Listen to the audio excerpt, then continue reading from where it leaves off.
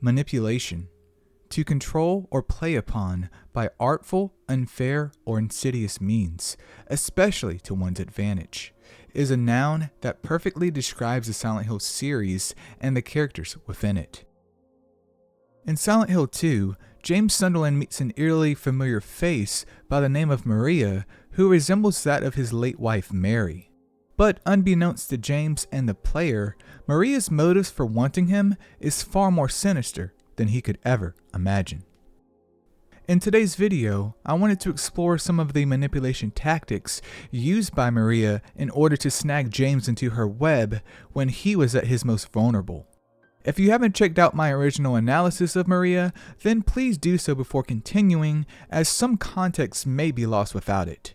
With that being said though, let's begin.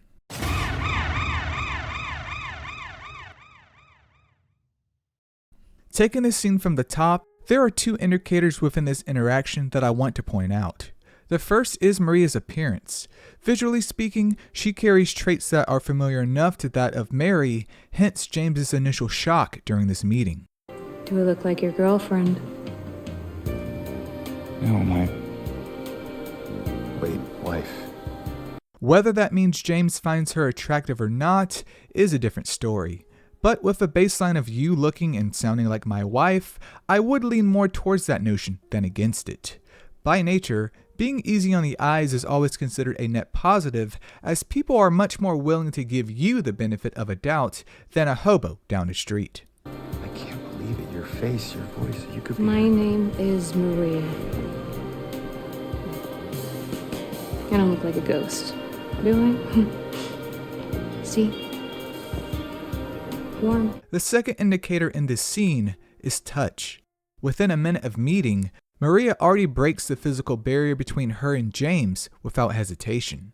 To a single man, this type of behavior can come off as bold, confident, and even flirtatious. For a married man like James, this type of behavior can come off as jarring or even repulsive, as here you are just looking for your wife and some random woman invades your space.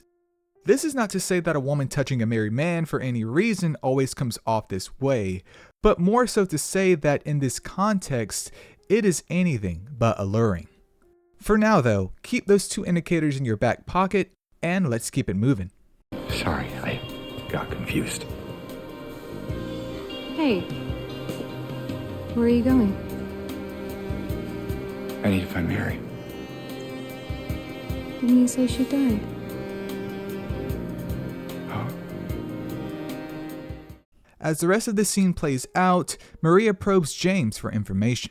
This not only assists her in breaking the ice between them, but can also add ammunition to her arsenal. With this first meeting drawing to an end, she once again reminds James that she is here as she brushes against his shoulder. James's reaction is that of a knee-jerk, so she saves face with her move by stating it was only a joke, right before her true nature begins to appear.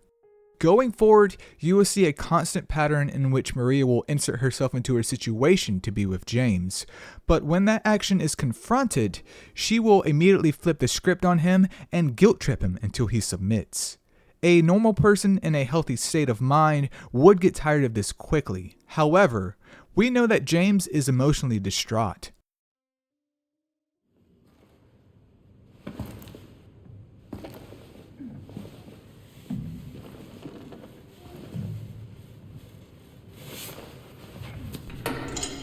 In this next scene, after spending more time together, James and Maria arrive at Heaven's Night, a local strip club found in South Vale of Silent Hill. Maria?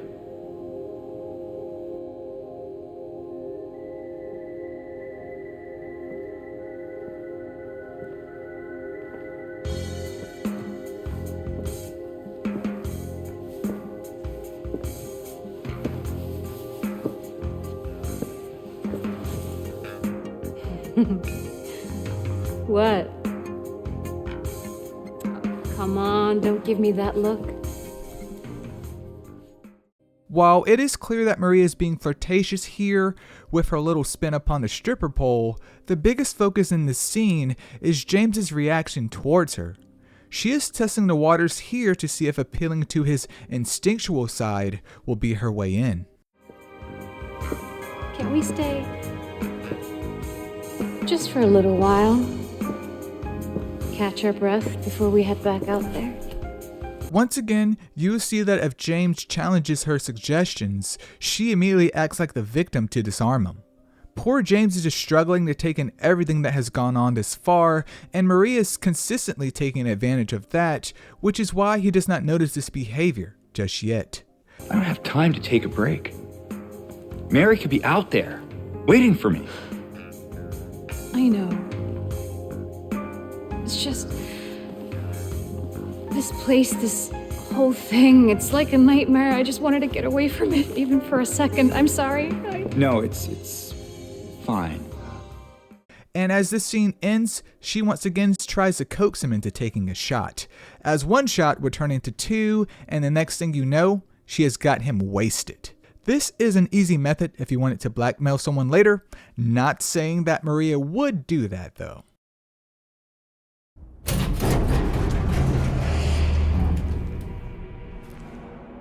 Maria?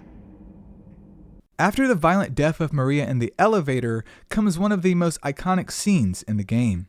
It is here where it all comes together for Maria. Maria! I thought that thing killed you. Are you hurt? Not at all, silly. But the thing... it stabbed you. There was blood everywhere. Stabbed me?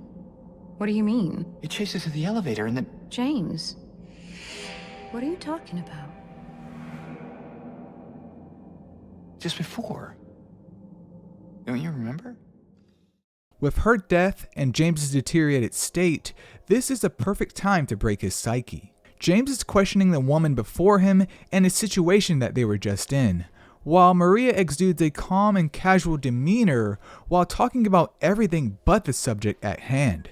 It was this specific tactic that finally broke James down, and now we see him beginning to cave in. I am here for you, James. See? I'm real. Don't you want to touch me?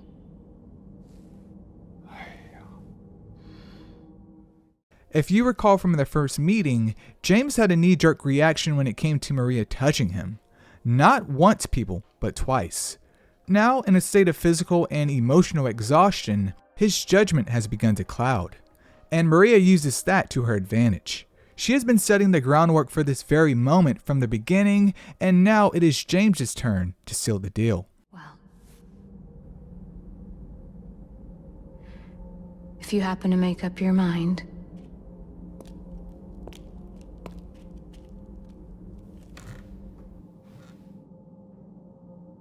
I'll be waiting.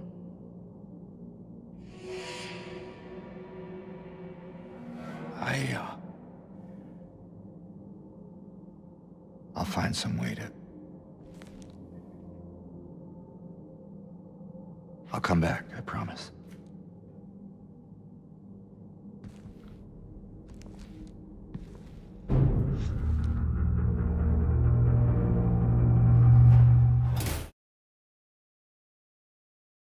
A quick note before we dive into this last scene. The Silent Hill 2 remake contains a total of 8 different endings. However, with the context covered thus far in the video, the Maria ending is the only one that makes sense for analytical purposes. So, let's ride this roller coaster to the very end. With James now in her orbit, we see the reality of his choices play out in real time as he encounters Mary on the roof of the Lakeview Hotel. While they talk about what went wrong and how James is guilty, it is the end of the conversation that is the most alarming. Mary wastes no time and asks James, can she give him the long, happy life he always wanted? you wanted a long, happy life. Something I couldn't give. Can she?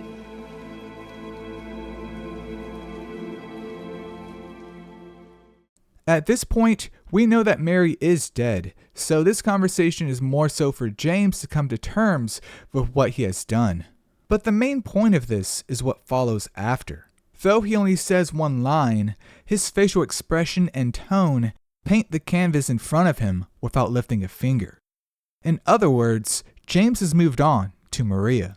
This is supported by James not only killing his internalization of Mary, but also his choosing of Maria afterward, as she lies on top of the bar at Heaven's Night, waiting for his return.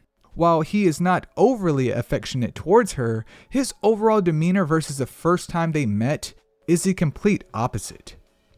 And with that, the most important scenes I wanted to discuss are over. Though it was James who took Maria's hand and led her out of Silent Hill, the one who was being manipulated throughout this entire journey wasn't him. It was us, the players. But by the time you catch on to that, it is already too late. While our minds are brilliant due to the power of imagination, it is also weak and malleable if you have a basic understanding of its processes. As even though the indicators I pointed out at the start of the video were for James, as the player becomes more immersed into the game and its characters, these tactics can begin to affect them as well. Manipulation at its core is a form of art to me, as it requires not only creative skill, but imagination.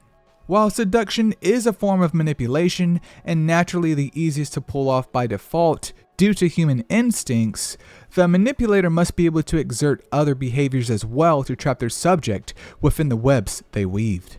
It is important to note that all forms of manipulation are not inherently bad by definition, as the media you consume from your favorite content creator, for example, was manipulated to fit their narrative. Or how about that phone you're using right now? You manipulate that touchscreen in order to view your contacts, send messages, and share memes. But in the case of James Sunderland and his visit to Silent Hill, the psychological manipulation at hand here is a great example of the wrong kind. And what makes this manipulation even crazier is that it wasn't actually done by Maria. Remember, Maria is only a part of James's Silent Hill. There has been no indication from anyone else that she even exists. It is only the player who controls James and James himself that sees her. This means the manipulation that has taken place since the start of the game was not done by her, but the town itself.